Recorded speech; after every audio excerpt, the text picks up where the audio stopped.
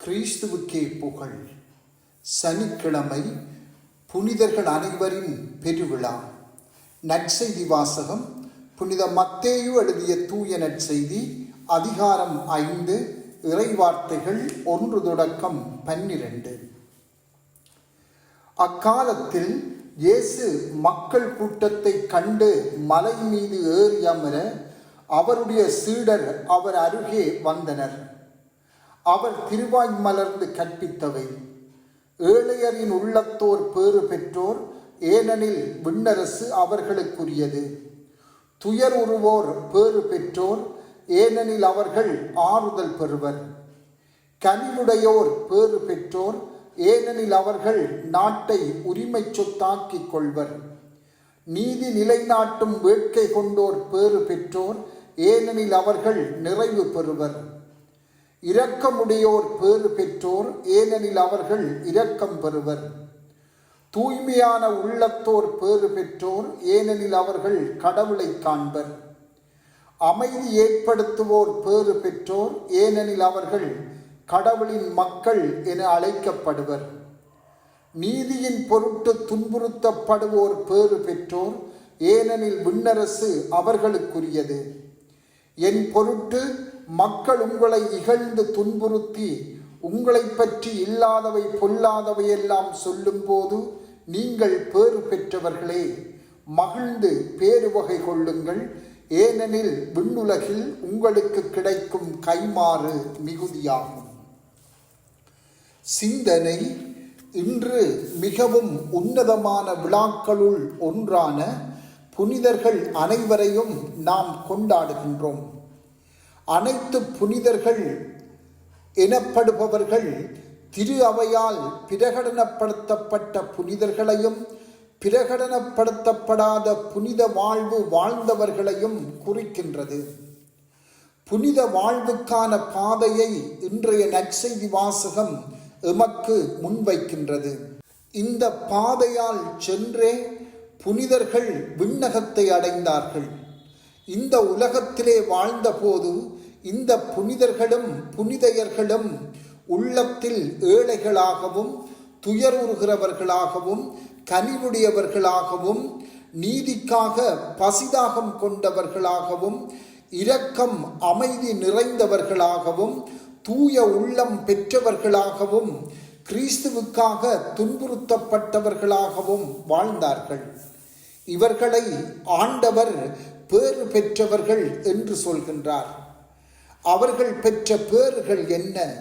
விண்ணகம், ஆறுதல், நிறைவு, இரக்கம், கடவுளை காண்பது, கடவுளின் பிள்ளைகளாக இருப்பது என்பனவாகும்.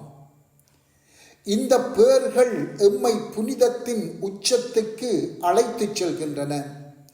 இவை பலவீனமான இதயம் கொண்டவர்களுக்கோ அல்லது மந்தமான ஆன்மீக வாழ்க்கை வாழ்பவர்களுக்கோ உரிய வாழ்வு முறை அல்ல. பேறுகள் புனித வாழ்வின் மிக உயர்ந்த நிலையை நமக்கு பெற்று தருகின்றன. இந்த பேறுகளை வாழ்வதற்காக மேற்கொள்ளப்படும் ஒவ்வொரு முயற்சியும் இந்த உலகிலும் விண்ணுலகிலும் பெருமதி மிக்கவையாக கருதப்படுகின்றன. இந்த பேறுகளுள் ஒன்றை இன்று நாம் சிந்திப்போம். இரண்டாவது பேறு: துயர் உறுவோர் பேறு பெற்றோர், ஏனெனில் நீங்கள் ஆறுதல் பெறுவீர்கள் என்பதாகும். இங்கு துயர் உறுவது என்பது ஒருவர் தன் பாவங்களை நினைத்து துயர் உறுவது மட்டுமல்ல, உலகின் பாவங்களுக்காகவும் துயர் உறுவதை குறிக்கின்றது. இது இன்று மிகவும் முக்கியமான ஒரு செயலாக கொள்ளப்பட வேண்டும். ஏனென்றால், ஒன்று, எமது பாவங்களுக்காக துக்கப்பட வேண்டும் என்பது வெளிப்படையான உண்மையாகும். இவ்வாறு துயருறும் போது எமது மனச்சாட்சி ஆர்வமாக செயலாற்றுகிறது.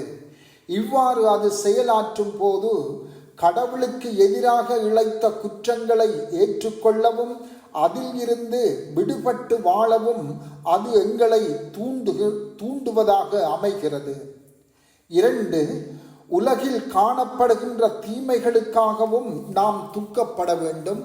ஏனென்றால் ஒரு பக்கம் இந்த பேறுகளை இந்த உலகம் குறைவாக மதிப்பிடும் போக்கு காணப்படுகிறது. மறுபக்கம் அனைத்தையும் நல்லது என்று உலகத்தால் ஏற்றுக்கொள்ளப்படுகின்ற நிலை காணப்படுகின்றது. இந்த நிலை பாவத்தின் தன்மையை குறைவாக மதிப்பிட்டு கொள்ள எம்மை இட்டு செல்கிறது. முழு உண்மையை நோக்கி கடவுள் எம்மை அழைத்து செல்லும் ஒழுக்க நெறிகளை புறம் தள்ளிவிட இந்த உலகு எமக்கு வழிகாட்டுகிறது. கிறிஸ்தவர்களாகிய நாம் கடவுள் கற்பித்த யாவும் தீயவை என்று இந்த உலகம் சொல்வதை நாம் புறக்கணித்து விட வேண்டும். ஒழுக்கக்கேடான வாழ்வை நாம் நேருக்கு நேர் எதிர்கொள்ளும் போது அதற்கு நாம் அளிக்கக்கூடிய பதில் அதற்காக துக்கப்படுவதாகும். மற்றவரின் பாவ வாழ்வுக்காக துயர் உறுவது என்பது ஓர் உண்மையான அன்பின் செயலாகும். நாம் ஒவ்வொருவரும் விரும்பிய ஒரு பேற்றை இன்று சிந்திப்போம். தூய வாழ்வுக்கான மிகவும் உறுதிப்படுத்தப்பட்ட பாதை இந்த பேருடைய பாதையாகும். அவற்றை ஆறுதலாக வாசித்து தியானிப்போம். நாம் விரும்பும் பேற்றின் ஊடாக புனிதத்தை அடைந்து கொள்ள உழைப்போமாக. செபம். ஆண்டவரே, இந்த உலகிலேயே நாம் புனிதர்களாக வாழ வேண்டுமென்றும் உமது விண்ணரசை மேலும் மேலும் விரிவாக்க எம்மை உமது கருவியாக பயன்படுத்த வேண்டுமென்றும் மன்றாடுகின்றோம்.